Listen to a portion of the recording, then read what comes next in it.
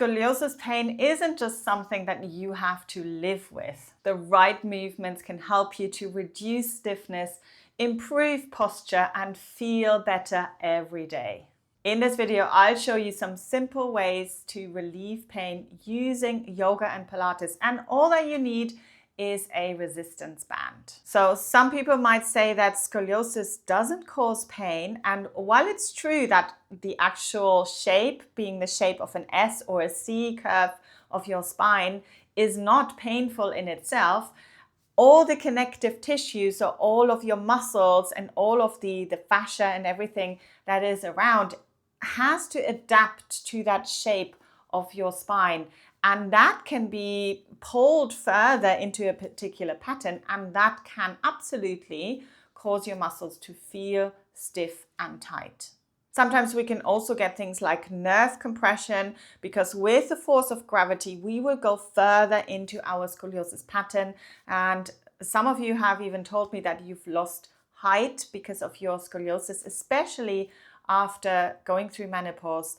So we need to make sure we keep going with our elongation to make sure that we don't get any pressure onto the nerves. So if we are in pain, we really want to make sure we keep our exercises really, really gentle. You should never feel any pain when you're making those movements. So make sure you're listening to your body. So one of the exercises that I love are some very simple leg circles, and you're basically just circling the leg around in the hip socket, and it just really helps to release any tension around the hips. This is also one which you can keep a little bit softer to begin with, and then if you want to take it a little bit more into the Pilates approach, it would look a little bit more like this. So this is where we're creating a little bit more stability and working on our core at the same time as relieving pain.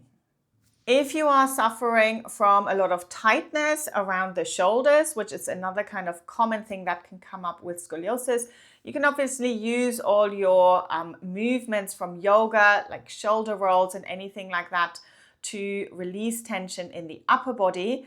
But you can also take the Pilates approach of strengthening that area. And for that, using a resistance band is really great. And we can do some great exercises there, which just build up those muscles a little bit more around the shoulder joints and around the shoulder blades as well. Because remember, they are in an asymmetric position, so we need to rebalance them.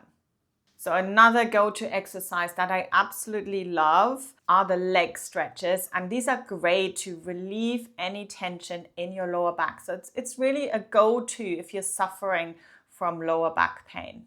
And you can use a yoga belt for this, or you can use a resistance band for that. Sometimes that helps, and just kind of actively pressing the foot into that resistance of the band, just holding the stretch and taking a few breaths here until the tension starts to relieve. And you might be wondering, what does this have to do with your back if you're working with the legs?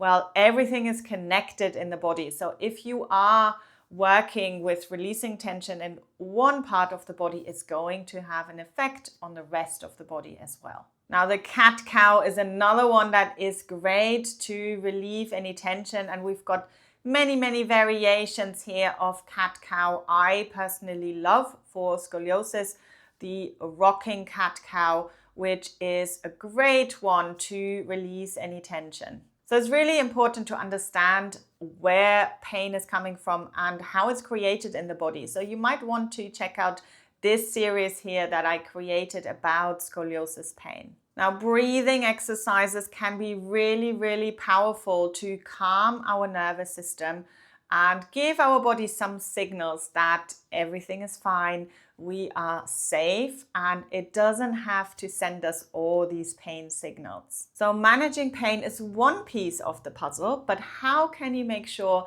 that your scoliosis doesn't get worse? In the next video that is on your screen right now, I will show you how to prevent scoliosis progression with the right movements.